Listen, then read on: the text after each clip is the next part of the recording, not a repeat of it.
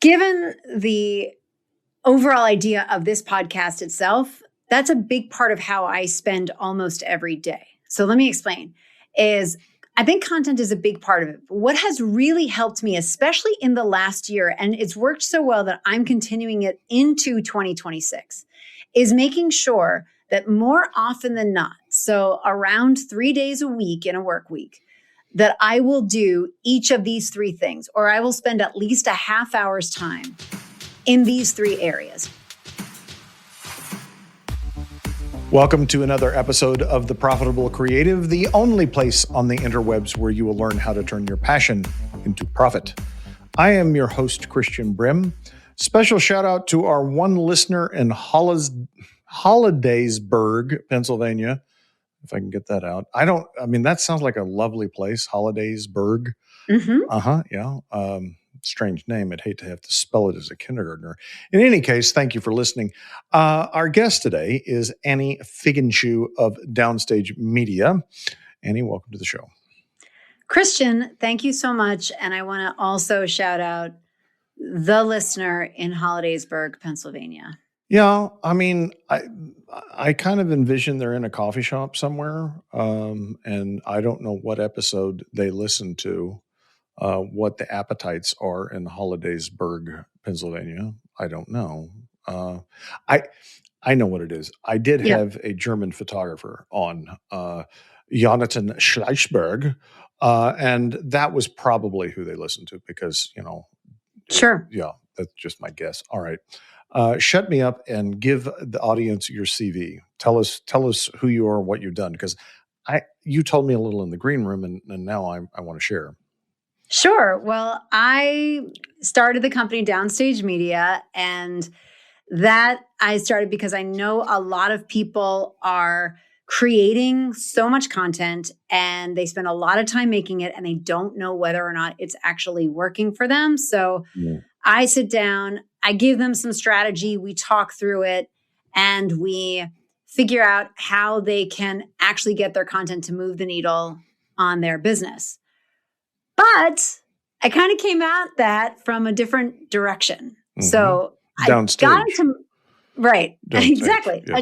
Not upstage, but downstage, right. Yes. So downstage, if you are a theater nerd, then you know that is when you are closest to the audience. So I started Downstage Media. Well, I started marketing. I had been performing. So I had been an improv comic in New York City.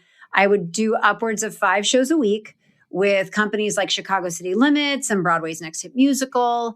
And we would make up songs on the spot, and we would make up shows on the spot. And one thing that I always found really problematic was that we had one of the companies that I worked for had the policy where if there was more people on stage than in the audience, they would cancel the show. And we had 5 people on stage. Okay. And the amount of times the show got canceled, which means that there was less than 5 people in the audience. Are we including waitstaff?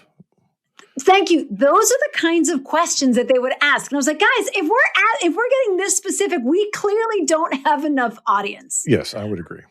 Right? If you're counting the busboy, you've missed the mark. Right. Exactly. So at the time, this was in the early 2000s, and based in New York City, if you wanted to let people know about your show, you had to buy an ad on a radio station or buy a billboard in the most expensive media market in the entire country. Mm-hmm. And so we were doing a corporate gig. A lot of times you will get hired from companies to help their salespeople get off their scripts. So they would hire improvisers to help teach them. And we were doing this one gig, and the person before us was talking about this new thing called Twitter and how companies were using it to connect with their customers. Mm-hmm. And I looked around at some of my fellow actors and I said, I think we can use this to get more people to our show. Mm-hmm. And so at nighttime and nap time, because I had 2 little girls, I would figure out marketing. I wanted to know more. First, it was social media marketing, then it was marketing in general. And that's how I got into marketing. Initially, I was freelancing. Then I launched Downstage Media when both of my kids were in school full time. And shortly thereafter, I read the book Building a Story Brand, written by Donald Miller. And that book is it's a great book, right? Mm-hmm. Yeah, it's all about using story structure. It's the same story structure that we learned as improvisers to make up stories on the spot, to make up musicals on the spot. It was the same story structure. It was just for marketers. So I was like, oh, I can definitely, this makes sense to me. And I know it's going to make sense to a lot of the companies in the performing arts that I work with on their marketing.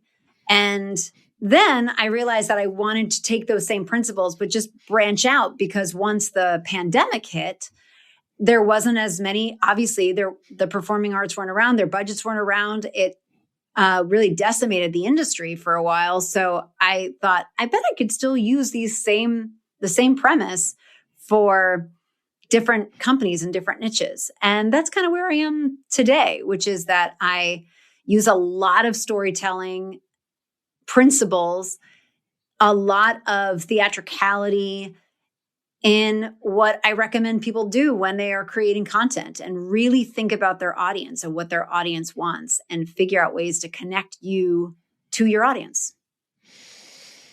That sounds very intriguing. So who have you landed on if the performing arts is no longer your focus? Who do you focus on? I work with a lot, strangely, in the past few years, I've worked with a lot of companies that are leadership and development companies, culture companies. They'll go in and they will help the leadership team become better leaders to then leave it. Oftentimes, though, it's companies that have one main thought leader. They're a thought leader, they're a keynote speaker, and they go out there and they make a ton of content. They're great on stage. They love making video content and they love making email content. Like, they could put out content all day long, but usually they have someone else on their marketing team who's a little bit burnt out. And so I work with both of them, so that way the company itself can either get more consulting gigs or the keynote speaker can get more speaking gigs. That's oftentimes who I work with. Funny, I thought you were going to say dentists, but that makes more sense. Right, yeah. No, I didn't think you were going to say dentists. So I have this nascent theory running around in my head around content. And I'm going to share it with you and I'll get your feedback. And first of all, I love that you use the word nascent. Isn't that a great word? Yeah. It's a great word. It is. And the 5 people that regularly listen to the show will probably shout out to our friend in Hollidaysburg, Pennsylvania. Yes, they're probably going to say, "Shut up, Christian! You're talking about this too much." But it's my show, so I can. The conversations I've had over the last few weeks have led me to this insight. You have now, and this is pre-LLMs, okay? So this goes back really to Spotify and the whole long tail idea that the cost of content production, in whether it's visual, audio, written word, doesn't matter, has essentially dropped to zero. It doesn't cost you. You can put together a book and get it published on Amazon in a morning, right? So the cost is nothing. So it attracts all the do-it-yourselfers, all of the what people call AI slop. There's just a tremendous amount of content out there. Yes. And as a marketer, you would agree, getting that content in front of the right people is becoming increasingly more difficult because of the noise. Yeah. Sure. So what I postulate, there's another 10-cent word for you, that the thing that's missing is the human and the human curation and the human curation vis-a-vis community. So was listening to a speaker recently from Mighty Networks. And they said that the online learning platform content is already in decline. Like Yeah. that's their business, and they say this is on the decline. And their pivot is to lean into the communities where the content is not solely coming from the head of that community or the thought leader, whatever. It's also coming from the community, and so it has this dual purpose of engaging the community, solidifying the community, but it also takes the onus off of the one person to create all the content, and it becomes a communal effort. What do you speak to that? Okay, so if I'm hearing right, the question is, should we be going away from thought leadership content and instead leaning into communities and fostering communities where people can speak to one another versus us speaking to I don't think it's many? an either or. I think it's a progression. I mean, the people that attract large audiences, in whatever the format. Joe Rogan, for instance, in the audio video, he's going to attract his people, right? But the long tail has all of these niches beneath it that are uber specific. And you've had thought leaders, right? But I think the discoverability of the content could be aided by the human curation, right? Yes. So it's like, this is worth Annie's time. This is worth the investment of her energy, as opposed to just abdicating it to the algorithm. Yes. Yes. Okay. So it's interesting that you say this, because given the overall idea of this podcast itself, that's a big part of how I spend almost every day. So let me explain.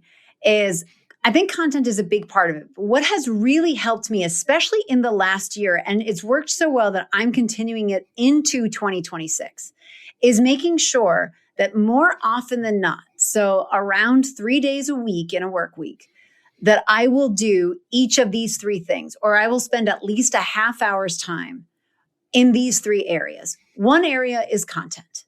I definitely want to make sure that if people are looking to vet me, they can find me and my thoughts and my ideas and how I handle things. I do a lot of consulting. So I want people to have a sense of what my vibe is before they actually schedule a call with me, right? Mm-hmm.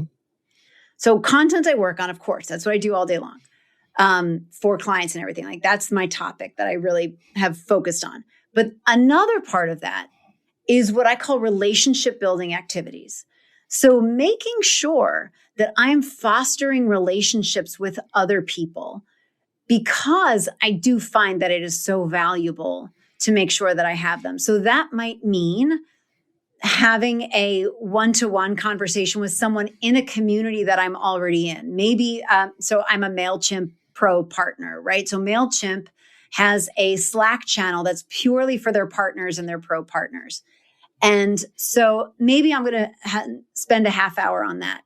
I also run something called the Marketing Algonquin so I live in New Jersey, and I get a bunch of local marketers together once a quarter, and we sit down and we have a meal together, just like they used to do with the Algonquin Roundtables 100 years ago, or the Algonquin Roundtable 100 years ago. And we just talk shop, right? But I cap it to 8 people. I specifically keep it small.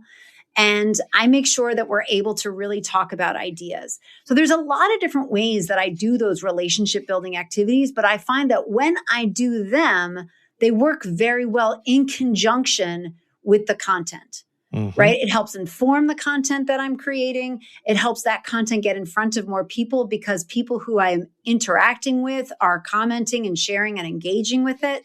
So I find that those two things work very well together. Do you want to know the third? Because I haven't talked about the third. I wasn't counting, but now that you mention it, yes. Okay.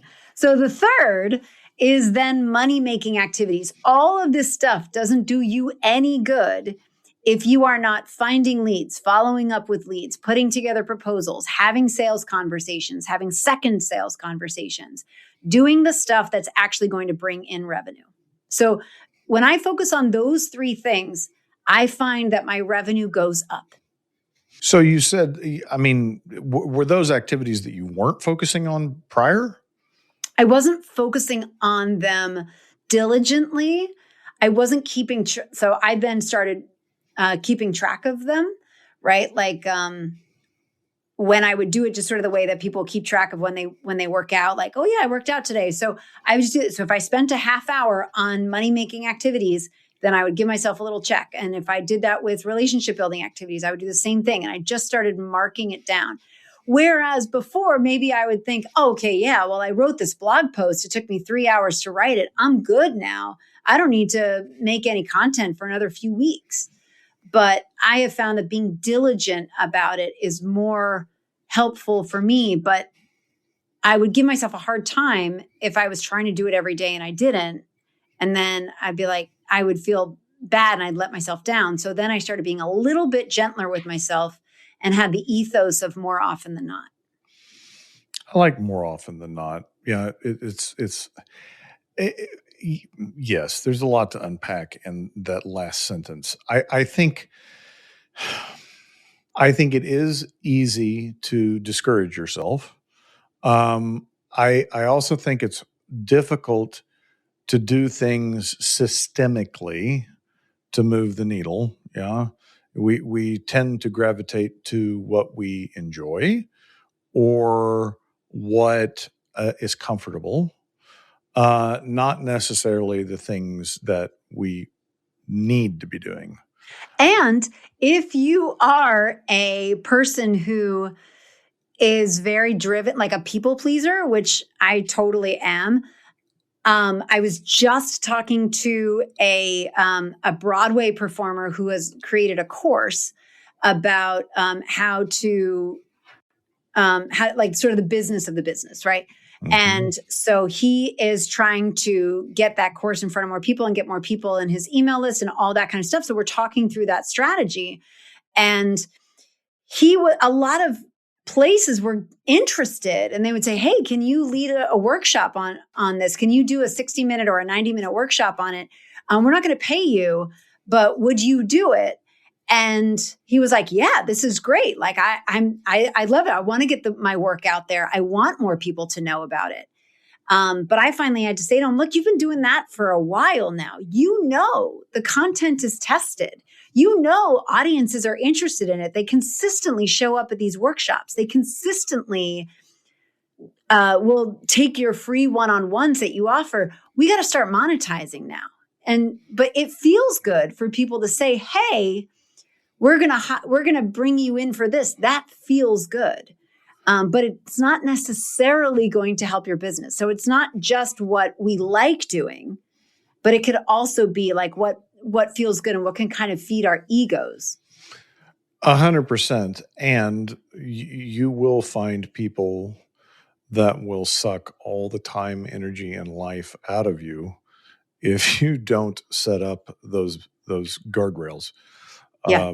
100%. Hey creatives, Delana Ely here. I had a question for you. If you could pay yourself more, why aren't you doing it? For real. S Corp is an option for you, the creative entrepreneur, to move your business to the next level, to pay yourself more, and to cut your tax savings down. Yeah, less money to the IRS. We want that, right? So why haven't you done it yet?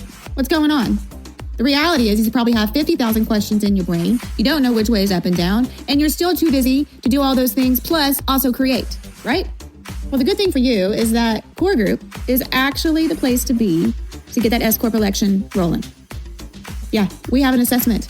Let's see if you qualify. Come chat with me. Core Group, turning passion into profit.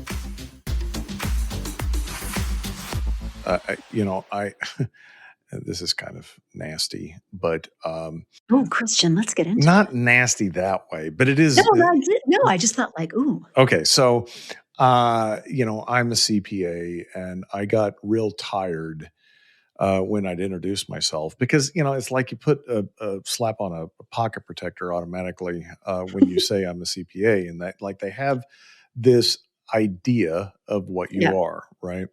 The label that comes with it.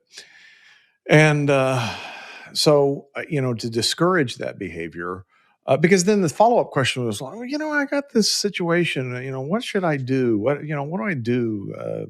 Taxes, blah, blah, blah. I started intentionally giving them wrong answers. Yeah.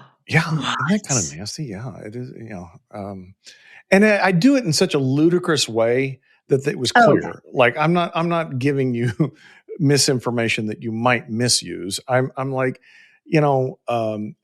here's my favorite. And we actually had one of our leadership team meetings that I wish we'd recorded it, because we went and riffed on this for about 5 minutes, and we were all in stitches afterwards. So like one of the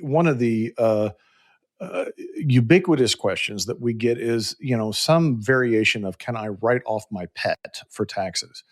And we just went through the whole absurdity of it, of like, well, no, but what you need to do is you need to set up a corporation and make the dog an employee. Sure. And then like it's all these fringe benefits, but maybe we need to get a trust involved. Like you just get the absurdity of it, right? Yes. I don't know where I was going with that, but I shared the story. Well, so it sounds to me like as a CPA, a lot of people are asking you questions and trying to get your expertise without paying you for it. Free. And yes. Yeah. Yes. And that can feel really good. And so having those half-hour calls, because you get to be the smartest person guy in the room. Right. Yeah. Right. And that feels good, but it doesn't help you with your revenue. No. Per se. And creatives, I think creatives are susceptible to that more so than not, especially earlier on in their business journey, because they really like that validation of like what you do is important and what you do is cool. And okay. Yeah. So it's basically clap for me, right? Like that's what I've been in. A lot of people ask me, like, do you miss performing? Right. And I've been in a lot of therapy since then. Like I no longer need to have a couple of hundred people clap for me at the end of every night, or five or six, or five or six, or a half dozen. Yes. I don't need that anymore, but I did for a while, and I could see how it would influence a lot of the choices that I made. Mm-hmm. And so, but that's the thing, is that it's doing those three tasks regularly, systemically, like you were saying, like just this is what I do. Right. Like when I was writing my book, Simple Social Media, I just thought, this is what I do. I write every morning from 6 to 7. This is what I do. And then and those bricks that you add, you stack them up, and then it actually helps you build something. And I wouldn't be saying this if I hadn't seen how it worked for an entire year.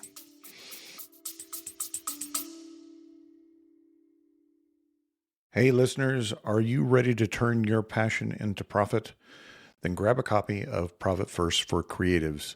Click the link in the show notes to purchase a copy. And if you're not ready to make that full commitment, you can download a free copy of the first chapter. Check it out right now. Yes, because it's easy, especially if you are trying to please people and or looking for validation. It's very easy to be very busy and not make any money. Yes. It will. It's like that's a well-worn groove. You'll slide right into that very easily. It takes effort to be intentional about being profitable. And I talk. The second chapter in my book is all about money mindset, and it speaks to all of the garbage that we come to the business with, not just money beliefs, but the beliefs like you're discussing of validation and confirmation and affirmation, that drive our decisions in our business. And if you're not intentional about, I have to make money at this thing, that is the reason why I'm in business. Now that's, some people might say, well, isn't that obvious?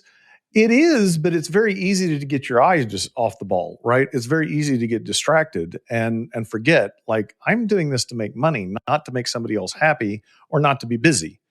Right. Yeah, I think especially when a lot of those lessons became very clear to me. Also last year, I was going through a divorce. And so then it was getting used to the idea that I was the head of the household then.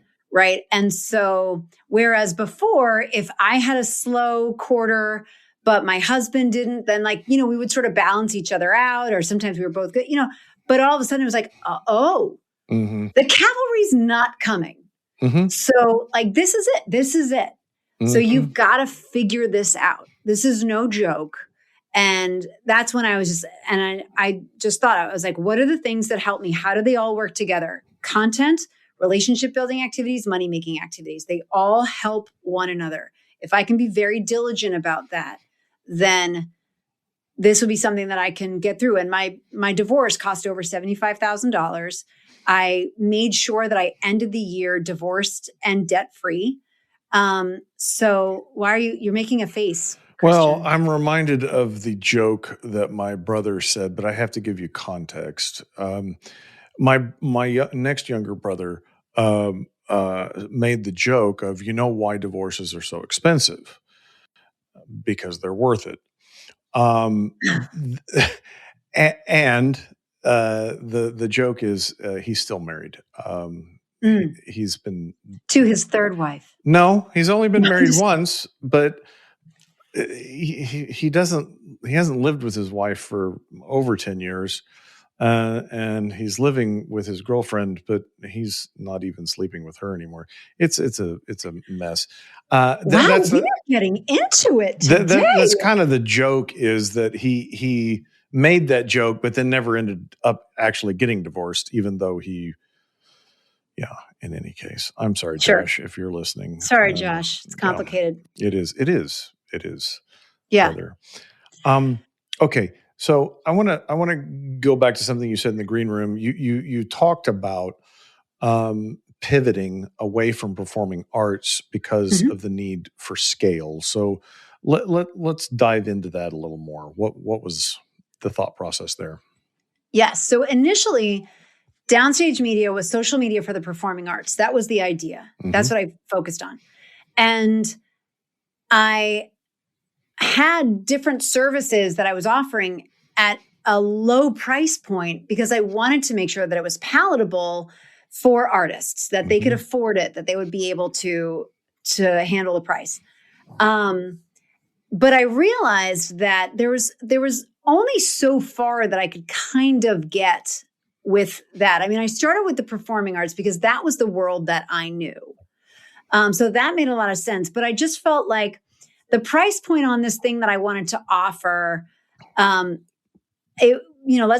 say it's $300. I don't remember what it was at the time, but let's say you want to say it together. Sure. $300, right? $300. You missed it. Yeah. No, we'll say it together. Oh, for crying out loud. Okay. $300. Okay, we said it. Yeah. Together. Okay, go ahead. So, but anyway, but I realized that but if I want to be making this amount of money for the year, and then I break that down by quarter, and then I was like, wait a second. And when I look at the amount of people who are on my email list, and then they actually open the emails that I send, and then they actually buy this thing, I'm going to need to do way more scale at that price point. So I thought, I don't know if this is the niche for me anymore. I understood it was important to have a niche. So I was really proud that I had one. But there's a difference between having a niche and having a viable niche. And one that is willing to pay you the money that you want to make in order to either make ends meet or, hit your goals or whatever it is. So that's when I decided that, oh, I don't have to just stay in the performing arts, which is good because right now with the pandemic, that's tricky. But I can be taught. I had a woman who I had met in my town who was the editor-in-chief of a national magazine. And she had written a book, and she knew that her days were kind of numbered at the magazine. And she said, I know I'm not in the performing arts, but will you still work with me anyway? Mm-hmm. And that's when I said, yes, I will. Mm-hmm. I am happy to accept your money. And I realized, oh, I can do the same stuff. I can teach the same ideas. I can still use these same theories that I use. It doesn't have to be that group of people. Yes. And yes. And I think that you just really kind of hit it on the head of a very important point, that we think of our businesses often in terms of what we do, right? And I think the way to build a business that is sustainable and profitable has to flip that into what problem do you solve? Mm-hmm. Because what you described is very true. You could take what you do and how you do it and help a whole bunch of different types of people, right? But the way they perceive the problem, the way they describe the problem, the way they experience the problem is different. And I made the joke about dentists, like the way they perceive their marketing problem, their pain points, whatever, is going to be markedly different than a performing artist, right? Sure. So it's not necessarily changing what you do or even how you do it. It's putting yourself in the shoes of the person for whom you're solving the problem. Exactly. It's putting the focus on whoever your audience is. Mm-hmm. In fact, I talk about this a lot when I'm guiding people through how they want to show up in their content. And I'll oftentimes say, just switch. I mean, everybody's talking about pronouns, but just switch the pronouns from all this first person to second person, to you. So instead of I'm going to teach you, it's you will learn. Right. And it's that adjustment that you start making, which then all of a sudden the paradigm shifts and you realize, oh, I am writing this for other people. It's not just for myself. My head of revenue gave me a book last week. I haven't finished it. I don't remember the author's name. But the book is called Stories That Stick. I don't know if you've read it.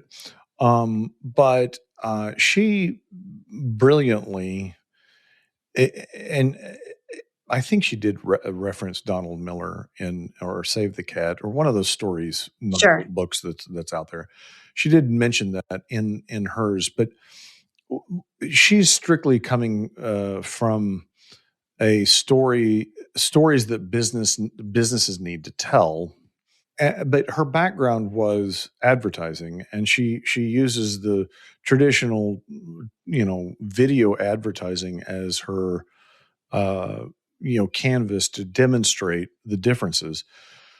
And it's a great reminder because here's the thing. If you're a professional, if you consider yourself a professional and what you do as a service, usually you lead with like your expertise and your experience and like why I'm so good. And here are my features and benefits, right? But that is absolutely not engaging. I was coaching our salesperson, our account executive. He's new. And shout out to the new guy. Yes, Murray, you got a shout out. He and I were talking about a couple of his sales calls, and I said, "Here's the thing: you're talking a lot about the solution replace it with a story, a client story of transformation. Because, and he sat and he contemplated that for a second, and he said, I'm talking about the trip, not the destination. I said, bingo. You want more toes in the sand and drink in hand with a little umbrella rather than talking about the journey on the airline and the airport and all of the Uber rides. And that nobody wants to hear that. Like that part's not fun, right? Is that similar to what you're talking about here? Yes. It's just that those stories I find helpful in content that you are putting out, right? But I find that it's important to couch it though and remember that there is a story that you want to tell where your audience is the hero and they go on the journey, right? So they have a problem. They, they know what they want. They know what's getting in the way. They know how that problem is making them feel, all of that stuff. And then eventually, once they start working with you or once they experience your product or once they have your service, then they're able to solve that problem and become the person that they've always wanted to be, right? Like that's a lot of what I had learned in Donald Miller's work. And so then I've been certified in StoryBrand since, 2021. And I meet with him regularly and he's been a mentor of mine. Will you help me get him on the show? I've tried 2 different contacts. I can't get him on the show. So sure. I can do my best. You can ask. That's all you can do. I figure if he hears my name and the podcast name from enough different people. I had Mike Michalowicz, the author of Profit First, reach out to him. Because Mike had him on a podcast. In any case, I'm getting off track. Go back. Sorry. Yeah. So I think that that's also an important story too. So there's a story where your company is the hero, right? And sort of like, hey, this is one time that we realized that we failed and we've learned so much from that. And here's another time where here's why we decided to get started. Here's why we were renewed with our vigor for why we need to work with people who are just like you. Fine. Those are important, engaging stories. You're right. They were great on social. They were great in emails. Also, you want to make sure, though, that you are having your audience be the main character of the story many times. More often than not, right? So when you don't have some of those stories in your content, and maybe it's in general, just showing that you understand what people are going through and you know how to fix it. You've got that empathy and that authority. Really make it about your audience and what they are going through. Yeah, I was talking to a client several months ago. He's a videographer in the Boston area, and he works primarily on documentaries. And I was kind of working with him on this, and I'm like, okay, why do people hire you as opposed to all the other videographers in the Boston area, right? And he kept, relating what he thought, and I kept asking questions to clarify. And finally, I found this gem of like, oh, okay, you're the organized one. Like, I know independent producers, and they're usually just complete shit shows. I'm sorry, guys. They're not organized. They're uber creative, right? And like, just getting everybody to the set on time with the right equipment is a challenge, right? And I said, that's what you do. That's why they hire you, right? And I think that's how you get to the story, right? Like, you have to delve into who you're working with and what problem you're actually solving to understand the story to tell. Because it started very generic when he said why they hired him. But as we kept diving into it, he just had this like, oh, I hadn't really thought about that. I'm like, well, go back and ask. Like, I think this is why you hire me. Is that right? Right. Exactly. Yeah. And you could start putting that out in your content more. So many videographers that you want to work with don't invoice you on time. They don't get you the receipts that you need. They flake out. They don't have the time right. And then it's starting with that hook of that problem. And I get it. That's frustrating. That's annoying. And so what we offer is we make sure that this is going to happen and this is going to happen and this is going to happen. So that way you don't have to worry about me. Mm-hmm. You can focus on what's happening on set. I feel like that we could continue because we haven't even really got into the comedy. I haven't mentioned my favorite comedies such as Monty Python, Airplane, any Mel Brooks movie. But unfortunately, our time is at an end. How do people find Downstage Media and learn more about you, Annie? The best way is to go to downstage.media, and I highly recommend you go to downstage.media/blog. I write every 2 weeks. I have a new article out, and it's a lot of these points of view on content, on how you can get your content out sustainably. You could subscribe to that, and I'll just send you the next post in your inbox just to make life a little bit easier for you. So downstage.media/blog and subscribe to the blog. Listeners, we'll have those links in the show notes. If you like what you've heard, please rate the podcast, share the podcast, subscribe to the podcast. If you don't like what you've heard, shoot us a message and tell us what you'd like to hear, and I'll get rid of Annie. Oh my God, you're totally going to hear from your brother on this. He's going to be like, I didn't like what I heard. I wish he wouldn't listen to this. Until next time, folks, ta-ta for now. Bye. Thank you.